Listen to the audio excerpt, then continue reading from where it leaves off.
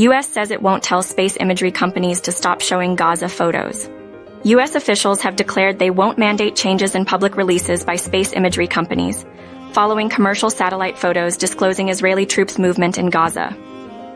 This decision comes despite some firms appearing to slow down the distribution of photos typically provided to news outlets.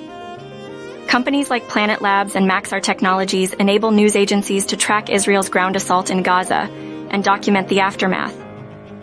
The escalating war in Israel has raised fresh questions about what happens when satellites capture images of U.S. allies at war. The regulation of space imagery in the U.S. is overseen by the National Oceanic and Atmospheric Administration, NOAA. NOAA has stated that they are not considering additional restrictions and constantly monitor licensees for compliance with the conditions of their licenses. Reports suggest that following Israel's ground invasion of Gaza, Planet has restricted and obscured some Gaza images for users and delayed releasing specific images. Planet's spokesperson stated that fostering transparency and responsible data practices during the ongoing conflict is integral to their mission, reaffirming their commitment to this objective.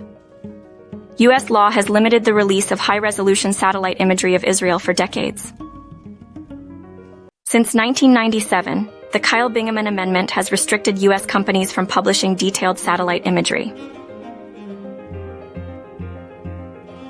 However, in 2020, NOAA started allowing the distribution of 40-centimeter imagery. Instead of using shutter control, the U.S. government has relied on contracts to keep certain imagery hidden. With more companies and diverse imagery products available, this approach has become more complicated. Now, the government asks companies to use discretion to avoid angering them. The soft-touch way to handle this is for the government to ask companies to use some discretion, said Todd Harrison, a defense analyst. The decision not to restrict satellite imagery of Gaza raises concerns about transparency and its impact on U.S. allies.